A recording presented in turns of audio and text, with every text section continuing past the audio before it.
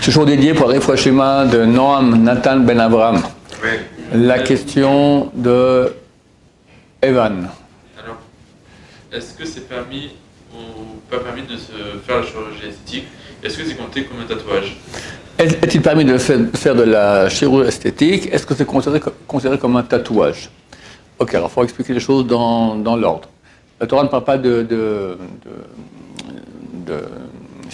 chirurgie esthétique, elle parle de tatouage. Ktovet kaka, c'est ça ce qui est. Qu'est-ce que c'est? C'est pas quand quelqu'un il se met de la couleur sur la peau, comme ça c'est pas un tatouage, c'est permis. C'est quand on va sous l'épiderme ou je sais pas une partie de la peau, d'accord, et là-bas on met un produit. À l'époque ils faisaient ça avec de la cendre, d'accord. C'est les vrais tatouages qui sont un peu bleutés comme ça, d'accord. Ça c'est interdit de la Torah.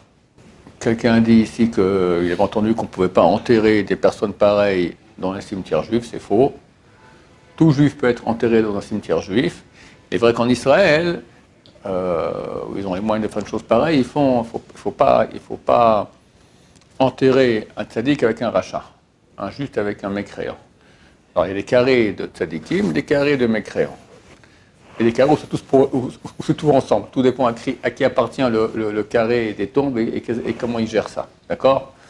Mais c'est pas bien d'être enterré près d'un rachat si on est tzaddik et vice-versa. D'accord? C'est pas bien ni pour le tzaddik ni pour le rachat. Tu mets les rachats ensemble et le tzaddikim ensemble. Alors c'est vrai que si on voit quelqu'un qui a tout tatoué, on peut présumer que c'était pas un tzaddik. Mais c'est faux, parce qu'aujourd'hui il y a beaucoup de balei tchouva. Et balei tchouva, ils arrivent à un niveau bien plus haut qu'un tzaddik parfait.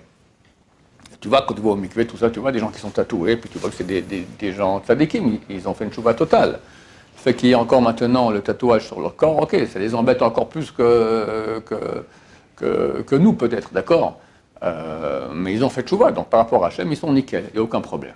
D'accord? Donc le tatouage est interdit. Les tatouages semi-permanents, c'est quoi en fait? Le maquillage, d'accord? Une femme qui se maquille, maintenant elle met un maquillage semi-permanent pour quelques mois que ça tienne. On peut autoriser. C'est pas génial non plus, mais on peut autoriser. Les petits trucs que je dis, les autocollants qu'on met, des choses comme ça c'est des bêtises, il n'y a aucun problème. Pardon? Le henné, c'est permis, il n'y a aucun problème. D'accord? Le vernis, à part les questions de tsniout, de pudeur, quelle couleur, qui, quoi, comment, d'accord, il faut que ce soit très pudique, c'est permis. Permanence, tout ce que tu veux. Maintenant, il y a un problème pour le mikvé.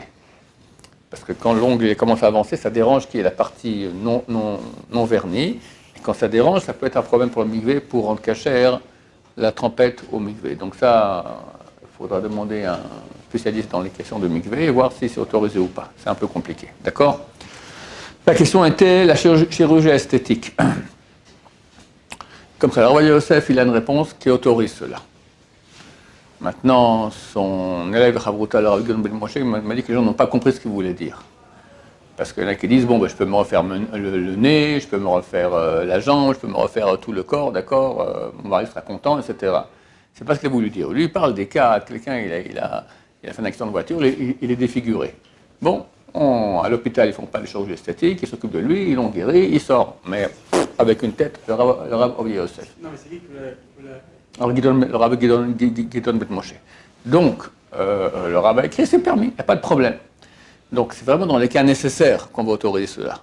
Quand c'est pour plus plaire à son mari, alors, à moins que ça arrive à des cas très graves, le type il dit je divorce parce que je ne peux pas supporter ma femme comme ça, on pourra peut-être autoriser, c'est pas moi qui pose la question, on va poser la question à des grandes autorités rabbiniques compétentes.